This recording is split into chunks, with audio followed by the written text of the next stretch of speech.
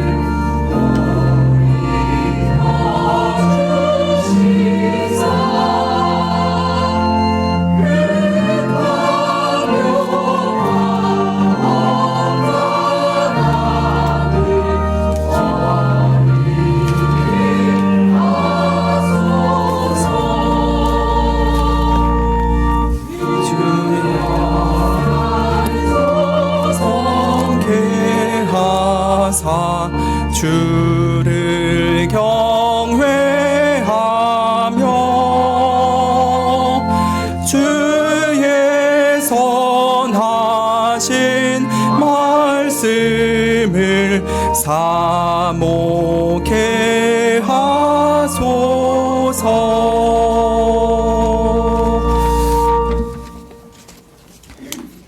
네, 함께 묵도하심으로 주일 낮 예배를 살아계신 하나님 앞에 드리겠습니다.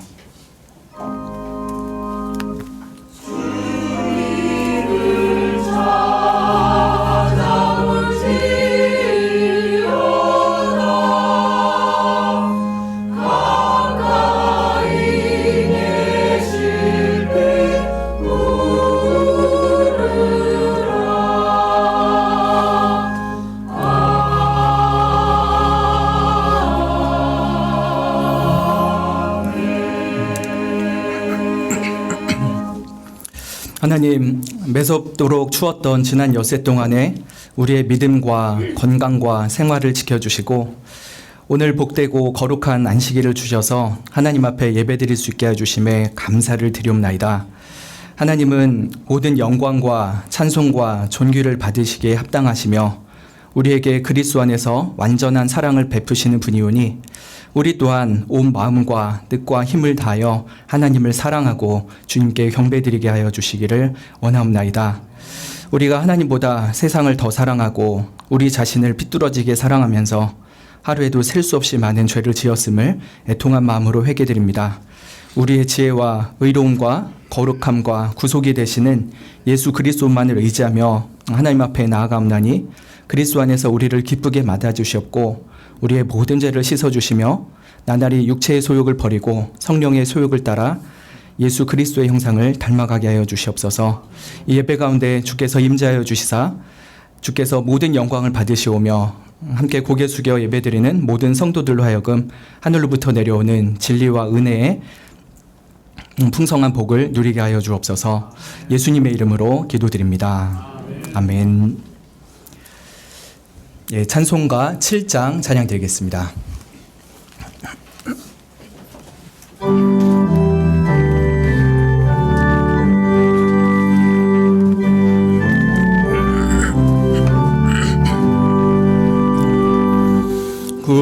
구주와 왕이신 우리의 하나님, 땅 위에 사는 성도들 다 찬양하여라. 권능과 지혜가 한없는 하나님, 그 위엄 영원하시니 다 찬양하여라.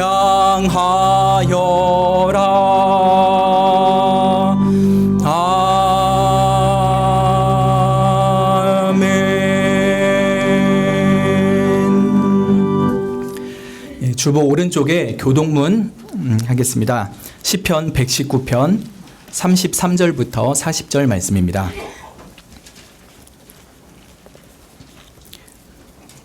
주 여호와여, 주의 율례의 도를 내게 가르치소서. 내가 끝까지 지키리이다.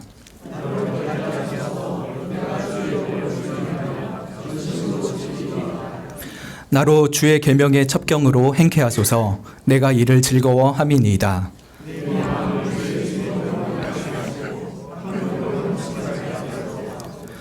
내 눈을 돌이켜 허탄한 것을 보지 말게 하시고 주의 도에 나를 소성케 하소서.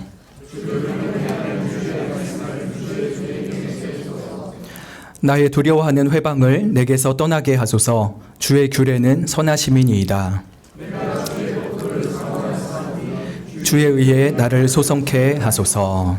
아멘. 예. 사도신경으로 우리의 신앙을 고백하겠습니다. 전능하사 천지를 만드신 하나님 아버지를 내가 믿사오며 그 외아들 우리 주 예수 그리스도를 믿사오니 이는 성령으로 잉태하사 동정녀 마리아에게 나시고 본디오 빌라도에게 고난을 받으사 십자가에 못 박혀 죽으시고 장사한 지 사흘 만에 죽은 자 가운데서 다시 살아나시며 하늘에 오르사 전능하신 하나님 우편에 앉아 계시다가 저리로서 산자와 죽은 자를 심판하러 오시리라.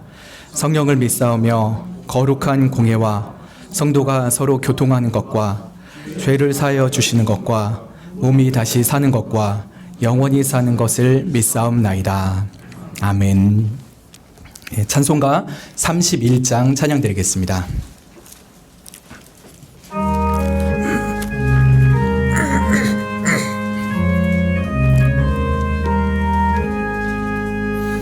영광의 왕께 다 경배하며 그 크신 사랑 늘 찬송하라. 영원히 방패요 또 산성이신 그 영광의 주를 다 찬송하라.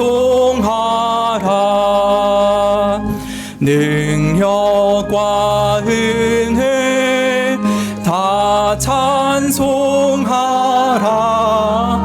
그 옷은 햇빛 그 집은 궁창 그늘의 소리로 준호하시고 폭풍의 날개로 주 달리신다. 저 아름답고 놀라운 일이 그득한 이 땅 다 주의 조화. 그 힘찬 명령에 더 잡힌 항이 저 푸른 바다는 옷자락이라. 질그릇같이 연약한 인생 주 의지하여 늘 강건하리. 창조주 보호자 또 우리 구주 그 자비 영원히 변함없어라.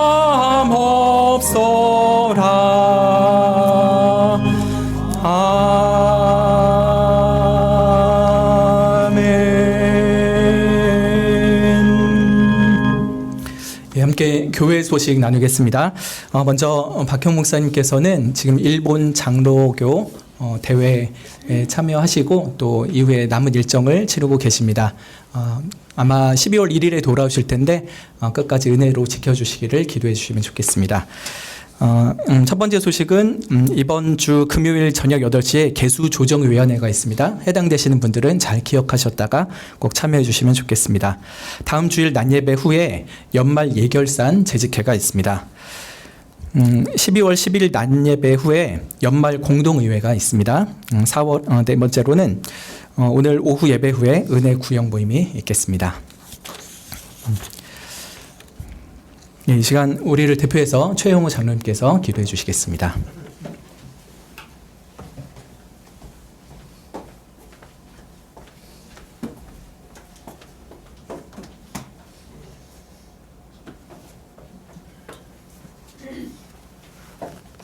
네, 같이 기도하겠습니다.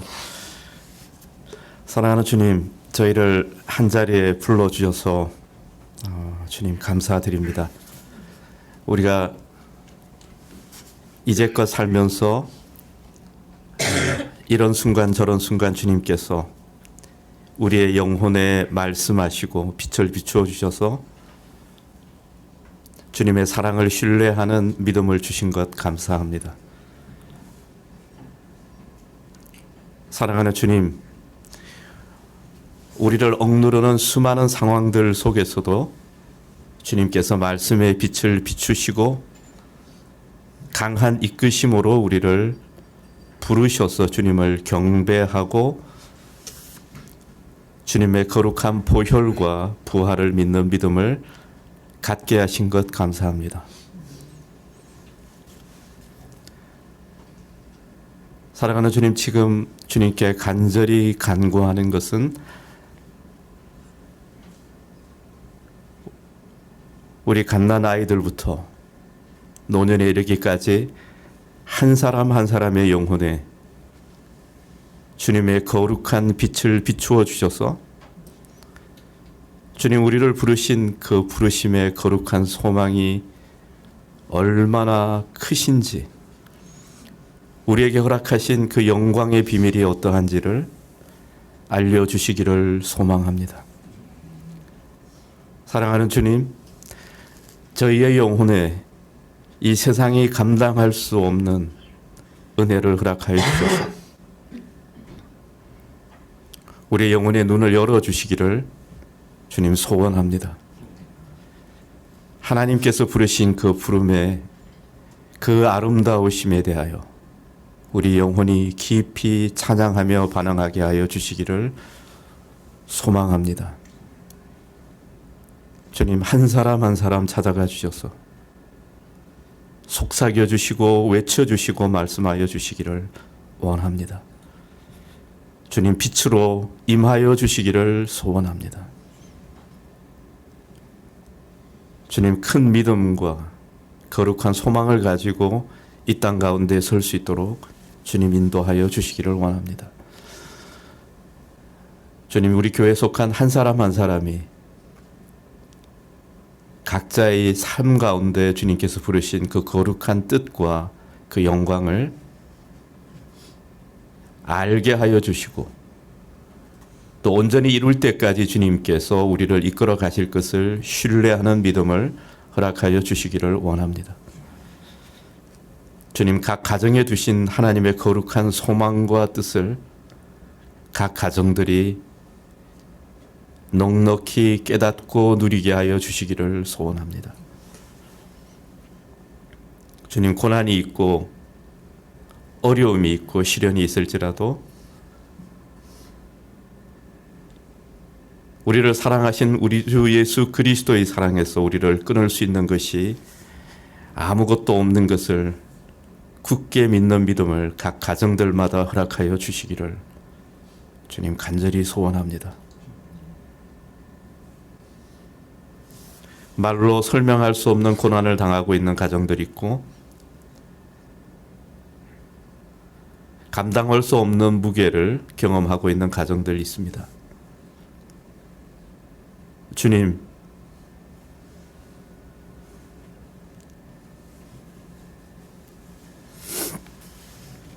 넉넉히 이길 수 있는 믿음을 허락하여 주시고 인내하게 하여 주시고 그 가운데 빛으로 사랑으로 임재하여 주시기를 간절히 소원합니다. 사랑하는 주님, 이 나라와 이 민족도 이 땅 가운데 주님의 교회를 세우시고 수천 년 우리를 이끌어 오신 주님의 그 거룩하신 뜻을 분별하고 소망하고 기대하고 애쓰고 노력할 수 있도록 주님, 이 땅에 주님의 거룩한 말씀, 거룩한 영을 허락하여 주시기를 소원합니다. 주님, 우리 한 사람 한 사람이 죄악 가운데 있으면 주님의 사유의 은혜를 기대하게 하여 주시고 소망하게 하여 주셔서 주님 고집스럽지 않게 부드러운 마음으로 주님 앞으로 나아가게 하여 주시기를 소원합니다. 연약함과 죄 가운데 있을 때 우리를 환대하시고 우리를 품으시는 주님을 신뢰하고 나아갈 수 있도록 주님, 우리 한 사람 한 사람의 영혼을 일으켜 주시기를 소원합니다. 주님, 극심한 고통과 고난과 어려움을 경험하고 있는 우리 믿음의 지체들 주님께서 긍휼히 여기시고 그 순간 가운데 부활로 우리 가운데 임하시는 주님을 만나게 하여 주시기를 원합니다. 주님을 바라고 소망하게 하여 주시옵소서. 주님, 교회 지체들 가운데 연약함 가운데 있는 우리 성도들 주님께서 지금 찾아가셔서 주님의 거룩한 보혈과 부활의 능력으로 새롭게 하여 주시고 치유하여 주시고 강건케 하여 주시기를 주님 소원합니다. 주님, 우리가 주님으로부터 배우는 주님을 예배하는 것과 주님께 기도하는 것과 주님의 말씀을 깨닫는 은혜를 참 간구합니다. 주님, 우리를 가르치시고 우리를 새롭게 하여 주시고 주님, 험악한 세상 가운데 살아가되 마치 우리 눈앞에 우리 주님께서 함께 있는 것 같이 주님의 임재 속에서 살아갈 수 있도록 주님 도우시기를 소원합니다.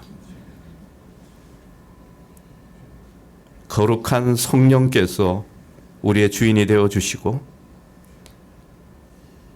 우리의 삶터와 가정과 공부하는 것과 일 가운데에서 주님, 우리가 주님을 제대로 예배할 수 있도록 주님 용기를 주시고 지혜를 주시고 권능을 주시고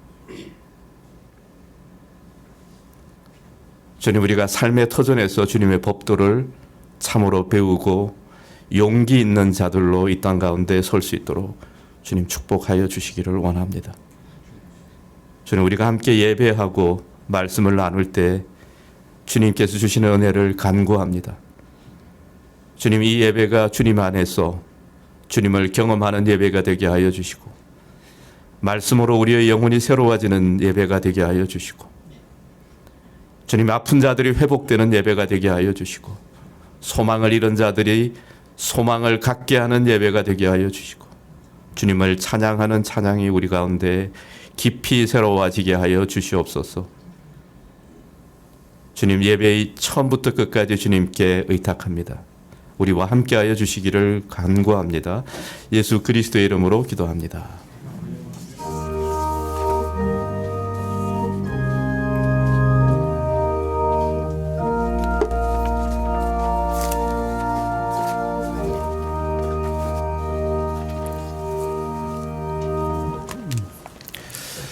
예, 오늘 나눌 말씀은 사무엘상 3장 말씀입니다. 사무엘상 3장 1절부터 12절까지입니다. 구약 성경 412쪽에 있습니다.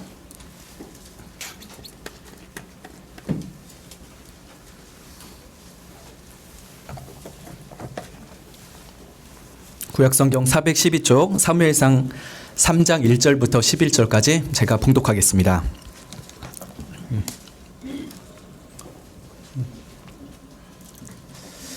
예. 이 사무엘이 엘리 앞에서 여호와를 섬길 때에는 여호와의 말씀이 희귀하여 이상이 흔히 보이지 않았더라. 엘리의 눈이 점점 어두워져 가서 잘 보지 못하는 그때에 그가 자기 처소에 누웠고 하나님의 등불은 아직 꺼지지 아니하였으며 사무엘은 하나님의 궤에 있는 여호와의 전 안에 누웠더니 여호와께서 사무엘을 부르시는지라. 그가 대답하되 내가 여기 있나이다 하고 엘리에게로 달려가서 가로되 당신이 나를 부르셨기로 내가 여기 있나이다. 가로되 나는 부르지 아니하였으니 다시 누우라. 그가 가서 누웠더니 여호와께서 다시 사무엘을 부르시는지라. 사무엘이 일어나서 엘리에게로 가서 가로되 당신이 나를 부르셨기로 내가 여기 있나이다. 대답하되 내 아들아 내가 부르지 아니하였으니 다시 누우라 하니라. 사무엘이 아직 여호와를 알지 못하고 여호와의 말씀도 아직 그에게 나타나지 아니한 때라. 여호와께서 세 번째 사무엘을 부르시는지라.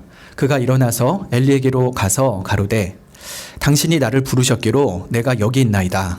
엘리가 여호와께서 이 아이를 부르신 줄을 깨닫고 이에 사무엘에게 이르되 가서 누웠다가 그가 너를 부르시거든 내가 말하기를 여호와여 말씀하옵소서 주의 종이 듣겠나이다 하라.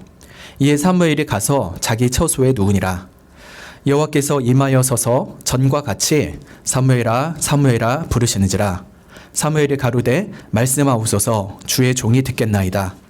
여호와께서 사무엘에게 이르시되 보라, 내가 이스라엘 중에 한 일을 행하리니 그것을 듣는 자마다 두 귀가 울리리라. 내가 엘리의 집에 대하여 말한 것을 처음부터 끝까지 그날에 그에게 다 이루리라. 아멘.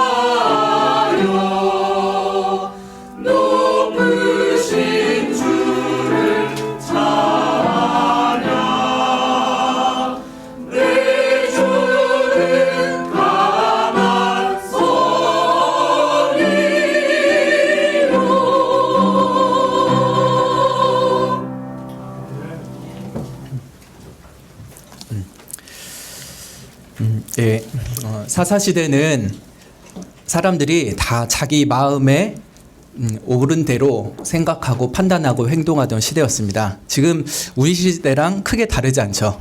얼마 전에 좀 충격적인 유튜브를 봤었는데 고등학생이 수업 시간에 너무 배가 고프다고 교실에서 수업 시간에 사발면을 먹었다는 거예요. 선생님이 뭐라 그랬죠? 왜 이렇게 하냐? 냄새나고 수업에 방해된다. 그랬더니 이 아이가 뭐라고 합니까? 저 너무 배고파서 그러는데요. 선생님이 왜 저의 인권을 침해하세요? 라고 했던 거죠. 선생님이 그 아이한테 뭐라고 해도 잘 듣지 않았고요. 심지어 그 아이는 그거를 브이로그로 찍었던 거예요. 유튜브로 생중계를 했던 거죠. 자기가 라면 먹는 거, 또 선생님이 자기 혼나는 거, 또 자기가 멋지게 선생님을 무찌르는 장면을 친구들과 많은 사람들에게 공유하고 싶었겠죠. 여러분, 이 말씀 들으시면 어떠세요? 그죠. 근데 이 학생 입장에서는 자기 소견에 옳은 거예요. 나는 배고프고 나의 인권은 학교에서도 존중받아야 되니 나는 사발면을 먹겠다라고 하는 거죠.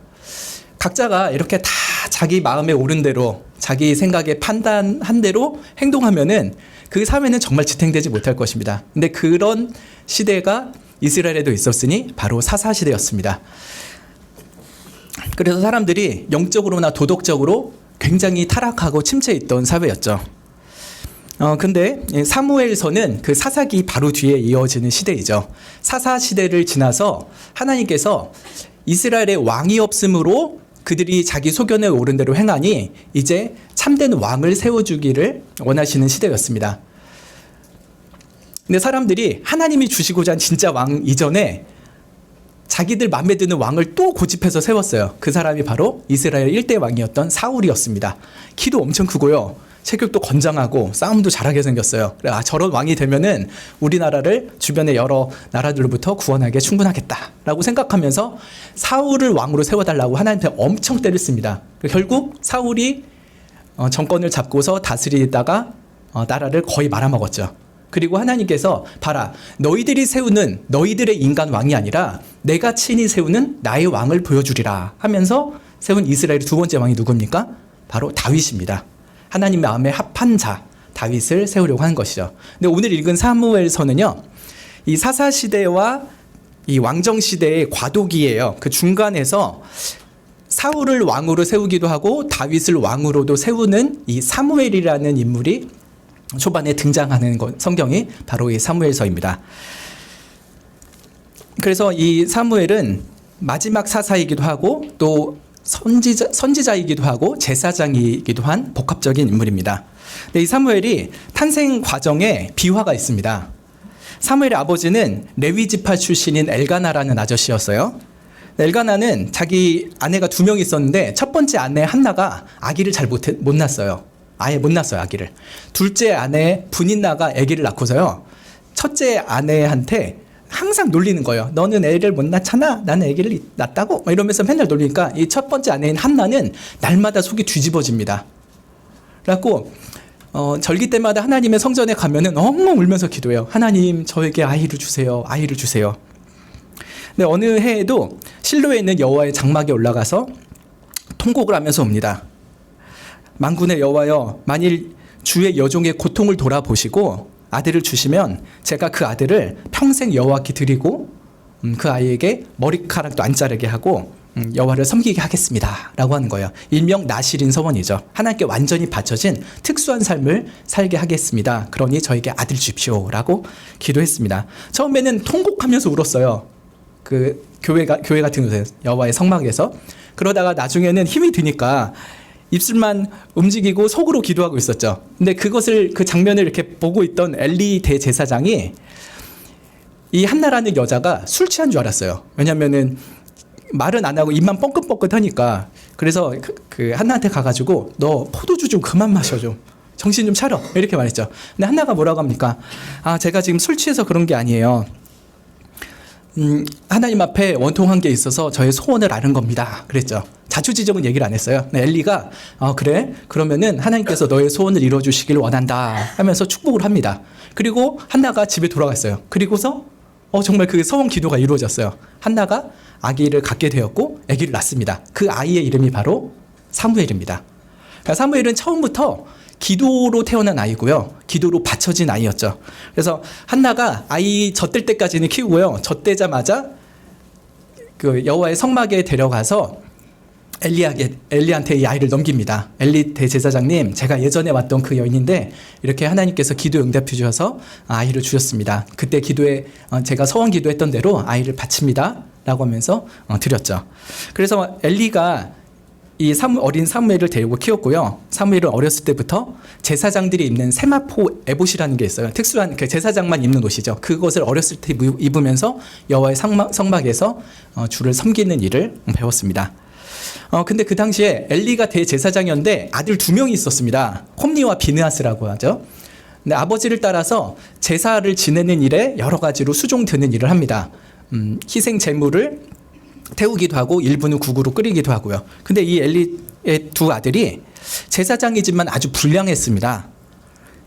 여호와를 알지 못하는 사람들이었습니다. 그래서 행실이 매우 악했는데, 예를 들면은 하나님께 드려진 희생 제물의 고기 있잖아요. 고기 중에서 제일 맛있는 부분을 먼저 자기가 싹 잘라놓고 나중에 먹는 거예요. 그리고 심지어 그 성막에서 수종드는 여성들도 있었는데요. 그 여성들과 불륜을 저지르기도 합니다.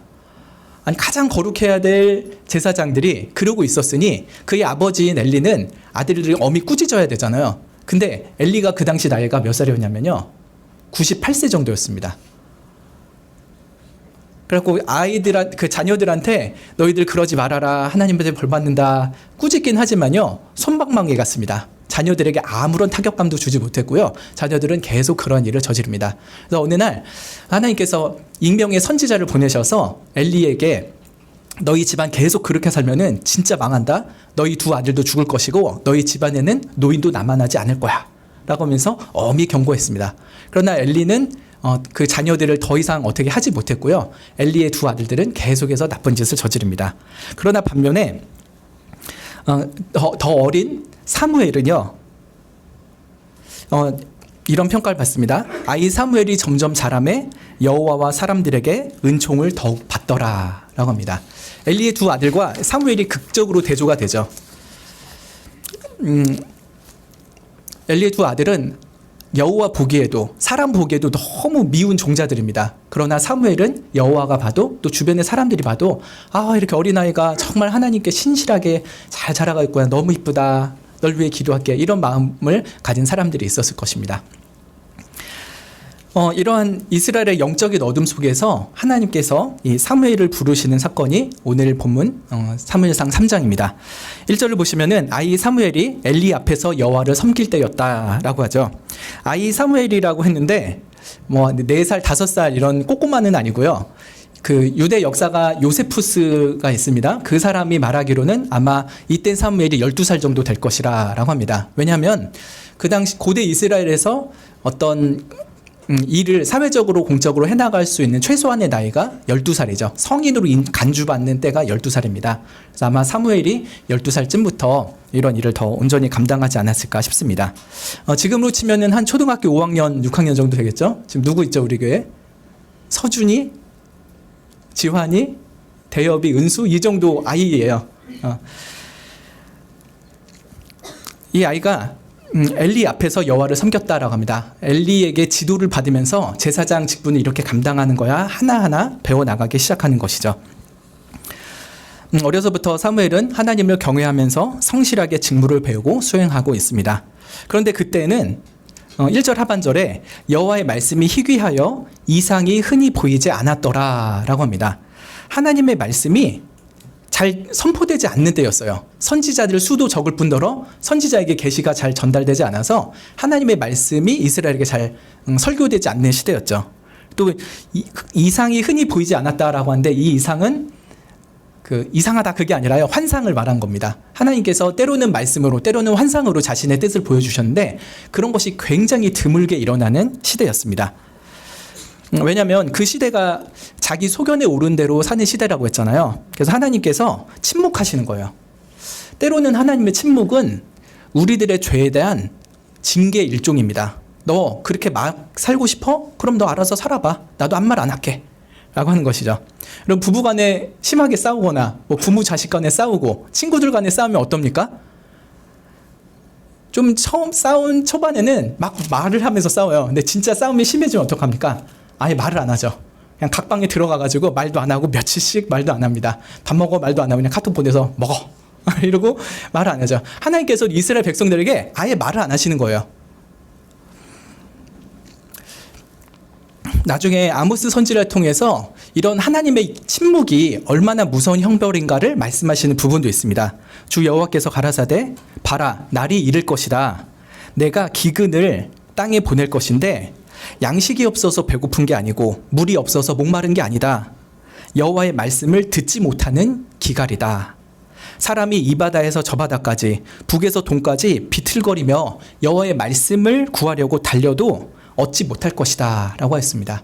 이만큼 우리 삶 속에 하나님의 말씀이 들리지 않는다는 것은 굉장히 무서운 현상인 것이죠. 여호와의 말씀이 희귀하였음을 단적으로 보여주는 사건이 2절에 나타납니다. 대제사장 엘리의 영적인 실태이죠. 2절을 보시면 엘리의 눈이 점점 어두워져 가서 잘 보지 못하는 그때라 라고 합니다. 아까 엘리의 나이가 몇 살을 했죠? 98세 정도라고 했죠. 이미 노화로 인해서 충분히 육신의 눈이 어두워질 법한 나이긴 합니다. 그러나 성경은 굉장히 문학적이어서요, 육신의 눈이 어두워짐을 통해서 엘리가 영적으로도 굉장히 무감각해졌다, 영안이 어두워졌다는 것을 표현하고 있는 것이죠. 대제사장은 누구보다 더 하나님의 말씀에 껴있는 자들이어야 되죠. 하나님 앞에 살면서 하나님의 뜻을 깊이 알고 율법을 가르치고 또 성막 근처에서 하나님께 늘 기도하는 인물이어야 됩니다. 근데 이 엘리 대제사장은 눈도 어둘 뿐더러 영혼도 너무나 어두워서 하나님을 잘 보지 못합니다. 예를 들면은 아까 한나가 기도했다고 그랬잖아. 분명히 기도했는데요, 엘리는 뭐라고 그랬죠? 기도하는 한나를 보면서 너 포도주 좀 그만 마셔 라고 말했어요. 분명히 정말 성도는 너무 아픈 마음으로, 시린 마음으로, 부서진 마음으로 기도하는데 제사장이 와서 오히려 혼내고 있는 거예요. 얼마나 영적으로 어두워진 상태입니까? 또 자기 아들들에 대해서도 엄히 꾸짖지도 못하고 제사장직을 파면하는 일들을 단행하지도 않았습니다. 그저 몇 마디 하고서 그냥 물러나 있는 정도였죠. 이렇게 대제사장조차 칠흑 같은 어둠에 빠졌던 그 시대에도 하나님께서 자기 백성을 향한 한 사람을 준비하십니다. 3절에 보시면은 여호와 하나님의 등불은 아직 꺼지지 않았다라고 했죠. 온 세상이 캄캄한데 하나의 등불만큼은 켜 있습니다. 이 등불이 무엇입니까? 그 당시에 이스라엘이 하나님께 예배드린 성막입니다. 여러분 성전은 이런 건물이에요. 우리처럼 이렇게 돌이나 콘크리트로 짓는 그런 건물이죠. 그런데 그 이전 단계는 모세 때 만들었던 성막입니다. 성막은 텐트예요. 우리 이제 잔디밭은 데 가면은 뭐 5인용, 6인용 그 텐트 크게 하잖아요. 근데 그 정도보다 훨씬 큰 아마 10인용, 12인용 텐트 정도 되지 않을까 싶습니다. 그런 텐트 안에 딱 들어가자마자 성소라는 곳이 먼저 있어요. 거기는 제사장들이 하나님께 등불을 켜기도 하고 진설병이라는 떡을 드리기도 하고 기도도 드리는 것입니다. 근데 그 성소라는 것을 더 들어가면은 지극히 거룩한 곳, 지성소라는 곳이 있습니다. 그 지성소가 가장 안쪽인데 거기는 제사장들도 함부로 못 들어가고요. 오직 1년에 한 번씩 대제사장만 들어갈 수 있는 구조입니다. 그런데 여호와의 그 하나님의 등불은 지성소가 아니라 그 바깥쪽에 있는 성소에 켜져 있는 것입니다. 하나님께서 모세 때부터 말씀하셨어요. 저녁이 되면은 그 성소에 있는 여호와의 등불에 불을 켜놔라. 그래서 밤이 되어도 이스라엘은 항상 꺼지지 않는 불이 있음을 보여주셨어요. 그리고 그 불이 새벽 아침에 동틀 때까지는 계속 켜 있도록 누군가가 계속 불을 점검을 해야 됩니다. 그런데 3절 보시면은 그 등불이 아직 꺼지지 않았다라고 하니까 밤이나 좀 동틀녘에 가까웠겠죠. 사무엘이 여호와의 하나님의 궤에 있는 여호와의 전 안에 누웠다라고 합니다. 지금 사무엘이 지성소에 누워 있을까요? 성소에 누워 있을까요? 예, 지성소는 못 들어가요. 1년에 한 번 제사장만 들어가니까 아마 사무엘은 성소 쪽에서 자고 있었을 것입니다. 온 세상이 캄캄한 그 밤중에도 호련히 켜져 있는 그 등불, 그것은 암흑에 휩싸인 이 죽음의 도시 이스라엘에도 하나님께서 구원의 빛을 여전히 비추어 주실 것이라는 희망의 표시였습니다. 하나님의 진리의 빛이고요, 생명의 빛을 그렇게 보여주신 것이죠. 하나님께서 이 한 아이 사무엘을 통해서 이스라엘 향한 구원의 빛을 더 크게 비추시기를 원하셨습니다. 그래서 4절에 보면은 하나님이 사무엘을 부르시죠. 사무엘아 이렇게 부르셨을 거예요. 성장기 아이들 얼마나 깊이 잡니까? 정말 기절한 줄 알아요. 아이들 깨우면은 안 일어나잖아요. 저희 집에도 그런 아이가 한 명 있는데, 근데 사무엘이요, 사무엘아 그렇게 한대요. 잠결에 벌떡 일어난 거예요. 왜 그랬을까요? 굉장히 깊이 잠들 만한 성장기 아이인데도요, 늘 엘리 제사장이 부르면은 일어나서 수종들 준비를 하고 있는 것이죠. 어린 아이인데도 참 이렇게 깨어 있는 거였어요. 잠결에 그 목소리를 들은 사무엘이 엘리가 부른 줄 알고 깨자마자 제자리에서 딱 말합니다. 제가 여기 있습니다. 저 여기 있어요. 라고 말했죠. 대답하고서는 성막에서 나와가지고 엘리가 잠들고 있는 또 다른 텐트일지 또 다른 별관일지 모르겠어요. 아무튼 엘리가 자고 있는 다른 곳으로 가가지고 말합니다. 당신이 저를 부르셨기로 제가 여기 있습니다. 라고 말했죠. 잠자던 엘리가 더 놀랬을 거예요. 아닌 밤 중에 홍두깨도 아니고 갑자기 부르지도 않았는데 사무엘이 와서 저 부르셨어요? 저 여기 있어요. 라고 말하니까 엘리 입장에서도 굉장히 황당한 상황이죠. 그래서 엘리가 뭐라고 대답합니까? 나 너 안 불렀는데? 가서 다시 자. 이렇게 말했죠. 돌아오는 사무엘은 뭐라고 했을까요? 잘못 들었나? 분명히 누가 날 불렀는데? 하면서 돌아와서 다시 잠을 듭니다. 6절에 여호와께서 다시 사무엘을 부르십니다. 두 번째로 부르시죠. 사무엘아. 사무엘은 처음처럼 벌떡 일어납니다. 그리고 엘리한테 달려갔죠. 나를 부르셔서 제가 여기 있습니다. 엘리는 다시 당황했겠죠. 얘가 자꾸 헛걸을 듣나? 그런데 꾸짖진 않고요, 되게 부드럽게 타이릅니다. 뭐라고 합니까? 6절 하반절에 내 아들아 그러죠. 아들아, 정말 아들처럼 키웠잖아요. 내 아들아, 내가 부르지 않았으니까 다시 가서 자라. 이렇게 말합니다. 이 한밤중에 사무엘도 황당한 상황이고요, 엘리도 황당해요. 두 사람이 계속 황당한 상황이죠. 근데 여러분, 사무엘이 왜 자꾸 하나님의 부르심을 엘리의 부름으로 착각하고 있습니까? 그 7절에 이유를 분명히 말하고 있습니다. 7절 같이 읽어볼까요? 시작. 사무엘이 아직 여호와를 알지 못하고 여호와의 말씀도 아직 그에게 나타나지 아니한 때라. 사무엘이 아직 여호와를 알지 못했다라고 하는 말은 좀 잘 이해를 해야 됩니다. 사무엘이 하나님에 대한 어떤 지식도 없는 상태였을까요? 그러지 않았을 거예요. 이미 사무엘은 젖된 후부터 제사장 엘리와 함께 자랐고요. 어렸을 때부터 세마포 에봇을 입고 하나님을 섬겼습니다. 또 모세오경, 즉 창세기, 출애굽기, 레위기, 민수기, 신명기, 빠르면 여호수아서도 읽었을 수도 있어요. 그런 성경을 읽으면서 창조주 하나님에 대한 말씀 배우고요. 또 하나님이 아브라함을 어떻게 부르셨는지, 또 이스라엘 백성을 어떻게 기적적으로 출애굽시키셨는지, 또 40년 광야 동안에 만나로 먹이시고 불기둥, 부름 기둥으로 보호해 주셨는지를 다 들었겠죠. 그리고 정말 신나는 가나안 땅 정복 이야기도 들었을 것입니다. 그러니 이 사무엘이 하나님에 대한 지식이 전혀 없다라고 볼 수가 없습니다. 그럼 이게 무슨 말이겠습니까? 사무엘이 아직 하나님과의 개인적인 만남, 1대1로 하나님을 만나본 적은 없다라고 하는 것입니다. 여러분 다니엘 아시나요?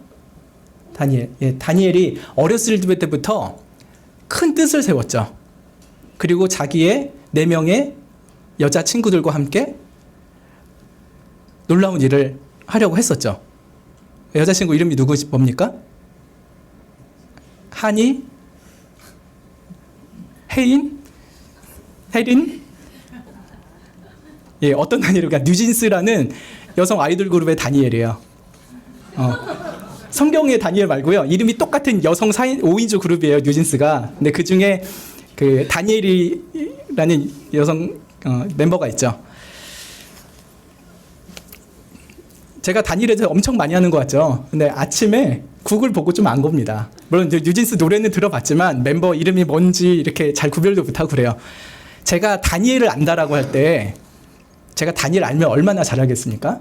그 뉴진스의 다니엘. 근데 그 뉴진스의 다니엘을 제일 잘하는 사람이 누굴까요? 유튜브에서 뉴스에서 검색 몇 번 해본 제가 그 다니엘을 잘 알겠습니까? 다니엘과 함께하는 죄송해요. 하니, 혜린, 민지, 혜인이가 다니엘을 더 잘할까요? 두말할 것도 없죠. 같이 어렸을 때부터 뜻을 세우고 맨날 춤 연습하고 같이 노래 부르고 식사하고 이 모양 저 모양 다 봤던 그 멤버들이 다니엘을 제일 잘할 거예요. 누군가를 안다라고 하는 거는요, 그저 정보를 안다라고 하는 것을 넘어서요, 개인적이고 1대1의 만남을 가졌을 때 진짜 안다라고 하는 것이겠죠. 사무엘은 그동안 하나님에 대해서 많은 것을 알긴 합니다. 그러나 아직 1대1로 하나님을 만난 적은 없었던 거예요. 아브라함이나 모세처럼 하나님께서 세미한 음성으로 찾아와 주시고 자신에게 말씀했던 그런 경험을 한 번도 해보지 못한 상태였습니다. 당시에는 대제사장 엘리조차도 하나님의 음성을 듣는 일이 드물었으니 이 꼬꼬마 같은 사무엘에게는 얼마나 더 그러겠습니까? 그래서 하나님께서 지금 나를 부르셨다라는 것을 다니엘은 꿈에도 상상해보지 않았던 일이에요. 그 일이 일어났으니까 이걸 잘 소화를 못했던 것이죠. 사무엘을 하나님께서 3번째로 부르십니다. 8절에 여호와께서 3번째 사무엘을 부르시는지라, 사무엘아 부르셨죠. 사무엘은 똑같이 일어나서 엘리에게로 갑니다. 당신이 저를 부르셔서 제가 여기 있습니다. 영적 감각이 무뎌질 대로 무뎌져 있던 이 늙은 엘리가 그제서야 그 미스테리한 상황이 쫙 해석이 됩니다. 아, 하나님이 사무엘을 부르는 거구나 라는 것을 그제서야 알아차린 것이죠. 그래서 엘리 제사장이 사무엘에게 잘 지도를 합니다. 너 가서 누웠다가 그가 다시 너를 부르시면은 이렇게 대답해라. 9절 하반절 말씀 같이 한번 읽어볼까요? 네가 말하기를, 시작. 여호와여 말씀하옵소서, 주의 종이 듣겠나이다 하라. 예. 여호와여 말씀하옵소서, 주의 종이 듣겠나이다. 이렇게 대답할 말을 사무엘의 입에 넣어 주었죠.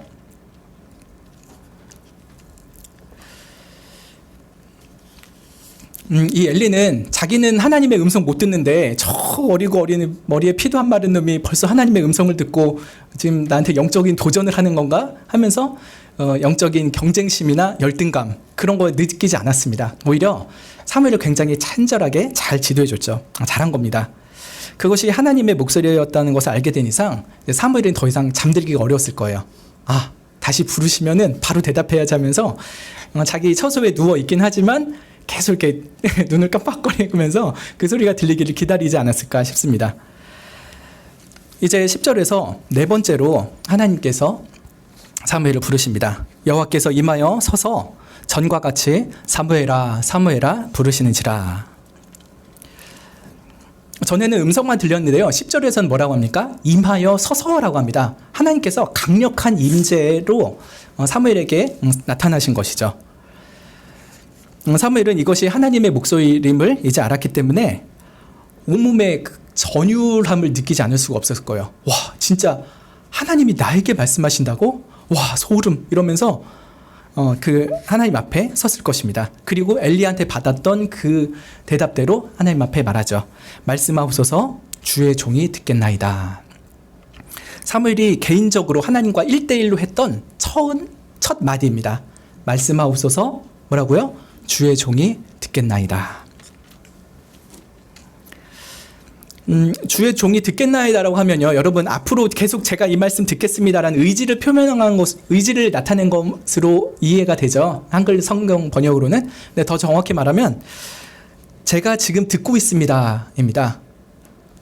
말씀하옵소서 제가 지금 듣고 있습니다. 지금도 듣고 있고요. 앞으로도 듣고 순종하겠습니다. 이 두 가지가 다 표현된 거예요. 현재도 듣고 있고 앞으로도 듣겠습니다. 네, 듣는다는 말이 그냥 그 하나님 말씀 듣고 땡 하겠다는 게 아니에요. 히브리 그 표현에서 듣는다란 말은 듣고 순종하겠습니다라는 말이 포함되어 있는 거거든요. 여러분 자녀들이 여러분 말을 듣습니까? 안 듣습니까? 예, 듣기는 듣죠. 귀가 있으니까. 근데 순종하지 않을 때도 있잖아요. 이거랑 비슷한 거예요. 듣는다라고 하는 거는 귀로 들을 뿐만 아니라 그 말씀대로 내가 행동으로 옮기겠습니다라고 한 것을 표현하는 표현이죠. 그래서 사무엘이 말씀하옵소서 제가 듣겠나이다 할 때는 순종으로 행하겠습니다라고 하는 말까지 포함된 대답이었던 것이죠. 말씀이 희귀하던 그 시대 속에서 하나님이 어린 사무엘을 처음으로 선지자로서 부르셨습니다. 그리고 그 사무엘에게 처음으로 계시한 내용이 있었어요. 근데 어떤 내용이었나요? 11절과 12절을 말씀드리면은 봐라 내가 이스라엘 중에 한 일을 행할 것이다. 그것을 듣는 자마다 두 귀가 울릴 거야. 너무 크고 두려운 일이었기 때문에 그렇죠. 뭐냐면 12절에 내가 엘리 집에 대하여 말한 것을 처음부터 끝까지 그날에 그에게 다 이루리라 라고 했습니다. 이 엘리 집에 대해서 말씀한 게 뭐였죠? 아까 익명의 선지자를 보내어서 말씀하셨으니 엘리도 죽고 두 아들도 죽으리라 라고 하는 것입니다. 그 가문이 완전히 파멸될 것을 말씀하셨는데 그거를 처음부터 끝까지 내가 다 이룰 거야 사무엘아 라고 말씀을 하신 거예요. 어린 사무엘이 듣기에는 너무 끔찍한 일이죠. 자기를 평생도록 키워주신 정말 아버지 같은 분인데 그분의 집안이 망하고 어떻게 보면 진짜 친형같이 컸던 엘리의 두 아들 홈니와 비아스도 죽을 것이라는 그런 말씀이 사무엘에게 매우 충격적인 일이었을 것입니다. 그렇지만 사무엘은 그 말씀을 마음으로 깊이 새겼고 그 밤을 그렇게 지나게 됩니다. 오늘 말씀 속에서 나타나는 하나님은 어떠신 분입니까? 하나님은 우리에게 말씀으로 찾아오시는 하나님입니다.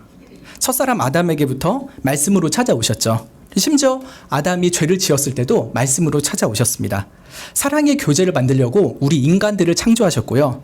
그 사랑의 교제를 나누는 가장 중요한 방편으로서 하나님은 말을 하시고요. 또 우리는 기도로서 하나님께 말을 하게 합니다. 대화예요.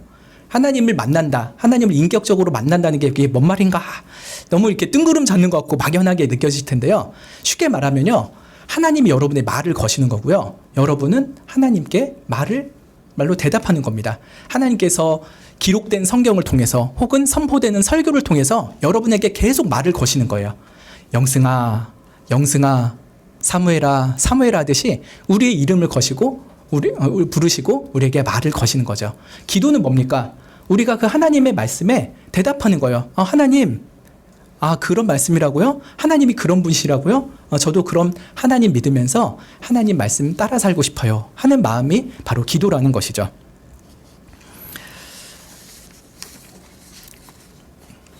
그럼 이렇게 말씀으로 찾아오신 하나님 앞에서 우리 성도들은 과연 어떠한 하루하루를 살아가야 될까요? 첫 번째 적용은 어른들과 어린이들 모두에게 해당하는 적용입니다. 공통적으로 모든 성도님들에게 제가 말씀드리고 싶은데요. 하나님께서는 성경과 설교를 통해서 우리의 이름을 부르십니다.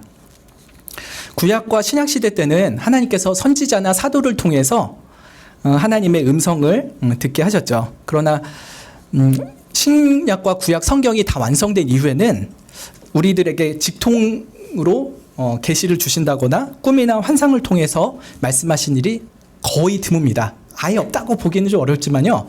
매우 희귀합니다. 대신 하나님이 우리에게 찾아오시는 방식, 말을 거시는 방식은 기록된 성경을 읽는 거예요. 그리고 선포되는 설교를 듣는 것입니다.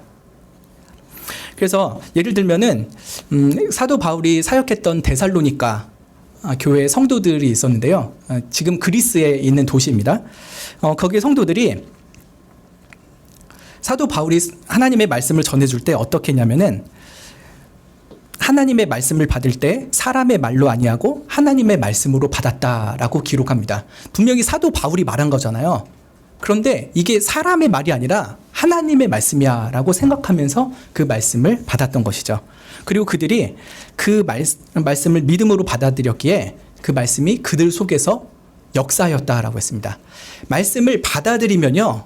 그리고 이 말씀을 내가 붙잡고 살겠다라고 하면요. 이 말씀이 우리의 생각을 바꿉니다. 우리의 감정을 바꾸고 우리의 행동을 반드시 변화시킵니다. 이 말씀이 우리 속에서 역사한다는 말이 이런 거예요. 말씀이 우리 속에 일을 해요.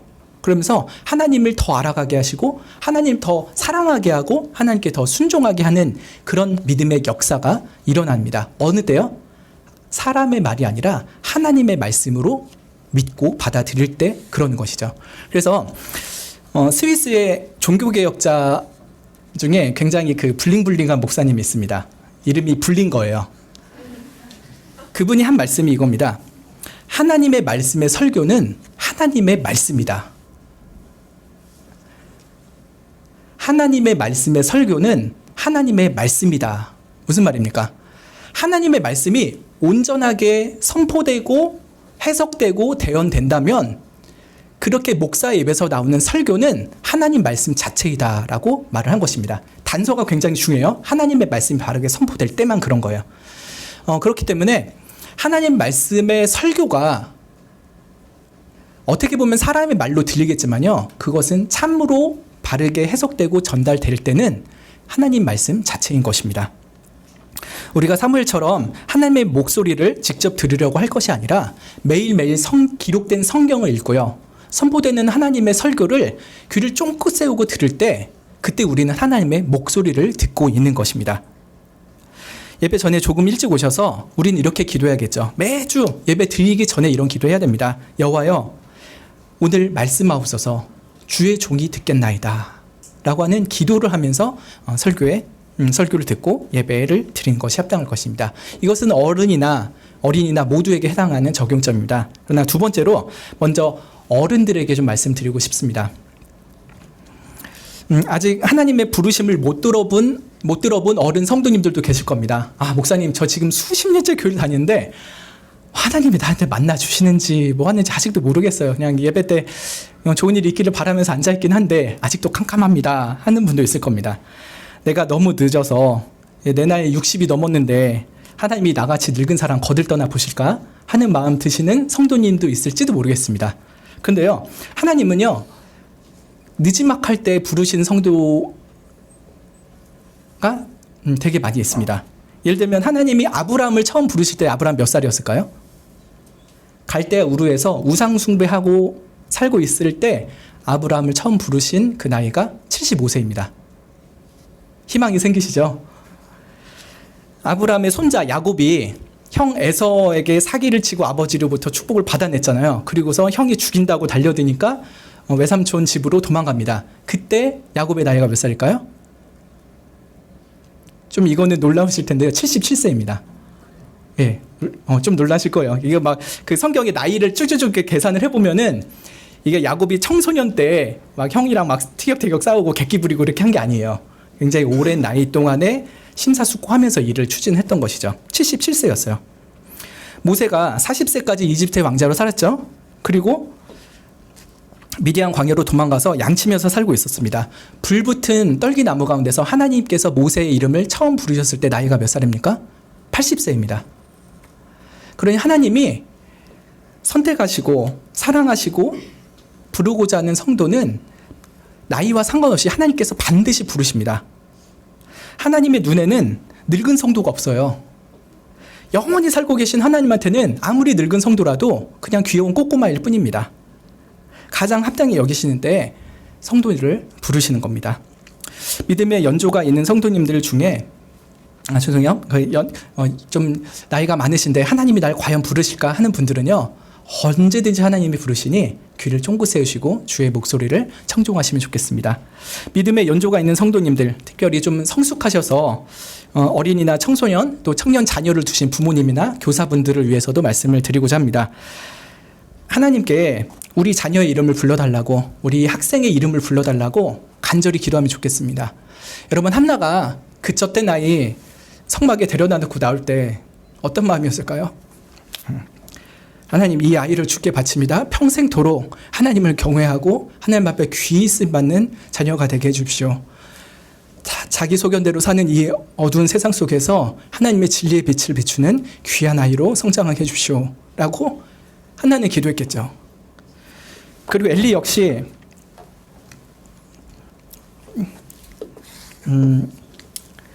이 사무엘에게 하나님의 음성이 들렸을 때 어떻게 대답해야 될 줄 알려주었습니다. 엘리는 영적으로 둔탁했었죠. 그럼에도 불구하고 어쩌면 우리 부모들과 우리의 모습과 크게 다르지 않을 것 같습니다. 내가 믿음이 탁월하지도 않고 어쩌면 나도 참 영적으로 둔해가지고 하나님의 뜻도 잘 모르겠고 어떻게 자녀에게 신앙적으로 양육을 해야 될지 막막할지라도요, 하나님께서 우리에게 주신 작은 깨달음 하나 있다면요, 그거 가지고 자녀에게 진실하게 또 사랑으로 가르치는 겁니다. 엄마 아빠도 참 영적으로 그렇게 탁월하진 않지만 혹시 하나님이 너의 음성을 부른다면 얘야, 여호와여 말씀하옵소서, 주의 종이 듣겠나이다 하면서 하나님께 대답하렴 하면서 자녀들에게 사랑으로 가르쳐 주시면 좋겠습니다. 자녀들을 위해서 기도하고 사랑으로 말씀으로 가르치는 것이 우리 자녀들의 생명을 살리는 일입니다. 세 번째로 적용할 대상은 우리 어린이들 또 중고등부 청년들을 향한 말씀입니다. 우리 하나님이 어떤 분이십니까? 영원 전부터 우리를 하나님의 자녀로 선택하신 분이시죠. 사랑하는 여러분 만나려고 반드시 찾아오실 거고요, 우리의 이름을 불러주실 겁니다. 그래서 어려서부터 하나님을 개인적으로 인격적으로 하나님과 1대1로 만나기를 우리 어린 자녀들 반드시 기도하시면 좋겠습니다.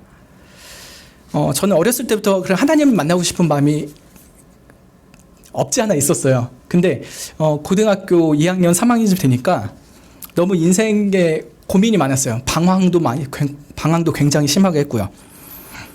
제일 심했던 부분은 그 진화론 때문이었는데요. 우주가 대폭발하고 나서 우연을 거듭해서 내가 그냥 우연히 태어난 인생이라면은 김영승이라는 인생에 목적이 있을까? 내 인생에 어떤 의미가 있기는 한 걸까? 라는 생각이 들었습니다. 주변은 계속 너 그런 생각하지 말아라, 행복한 인생 열심히 살아라 라고 하는데요, 저는 그런 주변 어른들의 말조차도요 다 허위 감정이라고 생각했어요. 당신도 그냥 물질이잖아. 근데 뭐 약간 똑똑한 척하면서 나한테 뭘 가르치려 들어 라는 그런 생각들이 되게 많았죠. 너무 인생 살기도 힘들고 고단해가지고 살아가야 될 의미도 없고 목적도 없는 인생이라면은 하루라도 더 살고 싶지가 않았어요. 근데 하나 신락 같은 희망이 있었으니 성경이었죠. 성경 말씀대로 온 세상과 나를 창조하신 하나님이 진짜 살아 계시다면은, 그리고 그 하나님이 날 사랑한다면 나 그 하나님 만나면 살 것 같다. 이 죽을 것 같은 하루하루 인생 속에서 그 하나님 좀 만나보면은 나 그때는 살 수 있을 것 같다는 생각을 했었죠. 그래갖고 어느 순간에 수능 공부하는 게 너무 귀찮고 죽을 것 같이 싫은 거예요. 정말 책을 꼴도 보기 싫었던 거예요.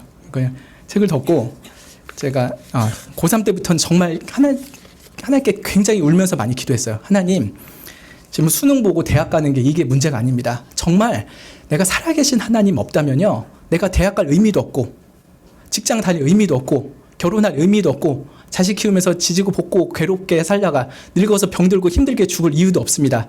지금 건강할 때 빨리 자살하겠습니다. 이런 말 가졌어요. 그러나 하나님이 만약에 살아계시다면 저 좀 꼭 만나주세요. 그래서 기도를 정말 수개월 동안 했어요. 하루에 2-3시간씩 계속 기도를 했어요. 기도한 내용이요, 하나님 살아계시니까 저 만나주세요, 이게 아니었어요. 하나님께서 살아계시면 제발 좀 만나주세요, 저 죽을 것 같아요 하면서 계속 기도를 했었죠. 결국 하나님이 고3 지나도록 안 만나주셨어요. 그리고 대학 가서 어느 쓸쓸한 가을날에, 찬바람 부는 가을날에 하나님께서 정말 만나주셨어요. 그때 창조자 하나님으로 저에게 만나주셔서 이 세상 모든 것들이 내가 말씀으로 만들었고 내가 널 지극한 사랑으로 이 땅 가운데 두었다. 내가 널 사랑하고 너의 삶의 의미와 목적을 두었으니 너는 나를 경외하고 나의 영광을 위해서 살아라 라고 하는 그 말씀을 듣게 되었죠. 우리 자녀들 사는 게 힘들죠. 얼마나 어렸을 때부터 학원에 치이고 애들 경쟁에 치이고 하기 싫은데 질질 끌려가듯이 인생을 살아갑니까? 벌써부터 이렇게 힘들고 괴롭고 잘난 것도 없는 못난 인생 몇십 년을 살아가려면은 여러분 얼마나 힘듭니까? 무엇을 위해 살아야 됩니까? 앞으로 몇십 년을 왜 살아야 됩니까? 어떻게 살아야 됩니까? 혹시 그런 부서진 마음으로 이 자리에 앉아 있다면요, 우리 자녀들 하나님 앞에 기도해 주시면 좋겠습니다. 이미 하나님은 여러분의 이름을 여러 번 불렀어요. 사무엘이 지금 하나님 말씀 처음 듣고 바로 대답합니까? 아니었죠. 하나님은 3번이나 먼저 부르셨는데 사무엘이 하나님의 음성을 사람의 목소리로 알고서 그냥 흘려보냈던 거예요. 그러나 하나님은 여러분이 응답할 때까지 이름을 또 부르시고 또 부르실 겁니다. 반드시 사랑하는 자녀 이름을 불러주시고요, 여러분이 그때 그 음성을 듣게 된다면요, 하나님 앞에 나지막히 엎드리면 좋겠습니다. 게임 내려놓고 인스타 잠시 접어놓고요, 제일 좋은 건 스마트폰 끄고요, 조용한 방에 혼자 앉아가지고 우리 어린이들 기도하면 좋겠어요. 하나님 말씀해 주세요. 제가 듣고 있습니다. 저희 인생의 목적이 되어주시고 저희 삶의 영원한 주인이 되어주십시오 라고 하면서 하나님을 만나시면 좋겠습니다. 하나님을 만나보고 싶은 소원을 주시는 분이 하나님이시고요, 또 응답할 마음을 주신 분도 하나님이십니다. 그런 하나님께 감사하는 마음으로 주님의 음성을 들으시면 좋겠습니다. 예레미야 29장에서 하나님이 약속하셨어요. 너희가 전심으로 나를 찾고 찾으면 나를 만나리라. 여러분, 하나님을 찾고 찾으면 반드시 만나주십니다. 그러나 우리가 먼저 하나님의 이름을 부르기 이전에 하나님이 먼저 우리에게 이름을 부르시고 우리에게 말을 거신 겁니다. 그 하나님의 음성을 듣고자 영혼의 귀를 쫑긋 세우고 주께서 여러분의 이름을 부르실 때 하나님께 기도하며 응답하는 우리가 되면 좋겠습니다. 네, 기도하겠습니다. 하나님이 어두운 세상 속에서 우리 한 사람 한 사람의 이름을 부드럽게 불러주실 때 우리가 그것을 사람의 말로 듣지 않게 하시고 하나님의 말로 듣게 하여 주시길 원합니다. 주여 말씀하옵소서, 주의 종이 듣겠나이다 하며 주님 앞에 홀로 서서 하나님과 1대1의 만남을 갖게 하시고 정말 그 하나님을 만나서 참되고 복된 인생을 살게 해주시기를 간절히 바랍니다. 예수님의 이름으로 기도합니다. 아멘. 들으신 말씀 생각하면서 우리 240장 찬양 드리겠습니다.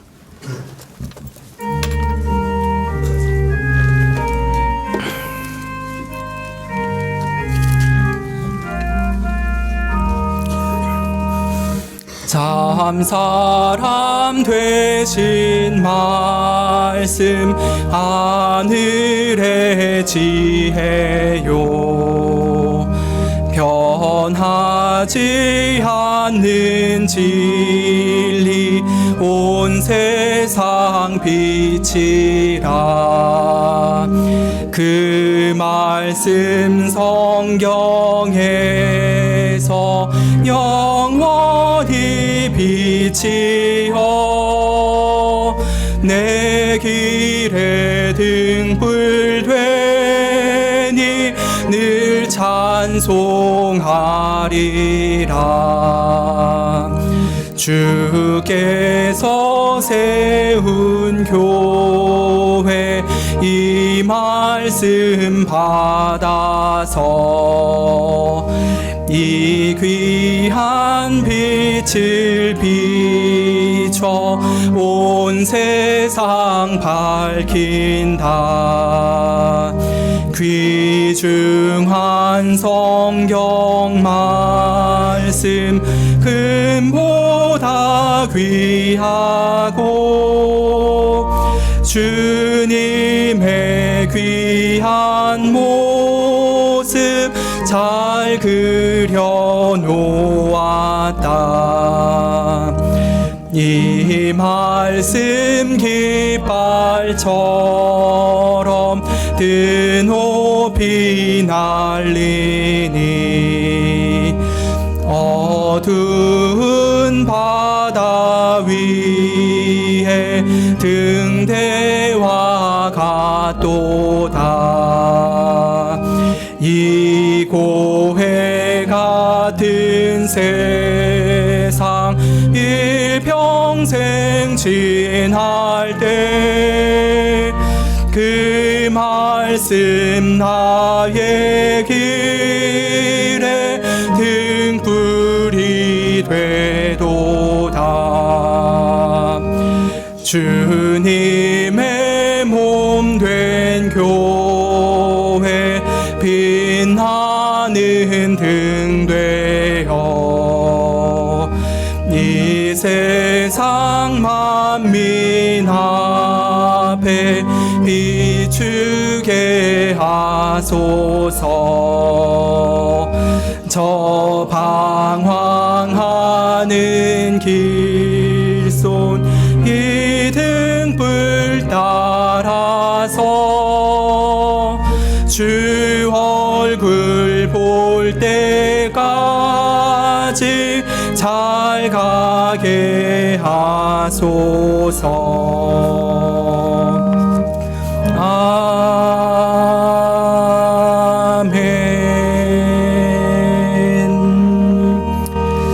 아멘. 제가 민수기 6장으로 축도하겠습니다. 여호와는 내게 복을 주시고 너를 지키시기를 원하며 여호와는 그 얼굴로 내게 비치사 은혜 베푸시기를 원하며 여호와는 그 얼굴을 내게로 향하여 드사 평강 주시기를 원하노라. 아멘.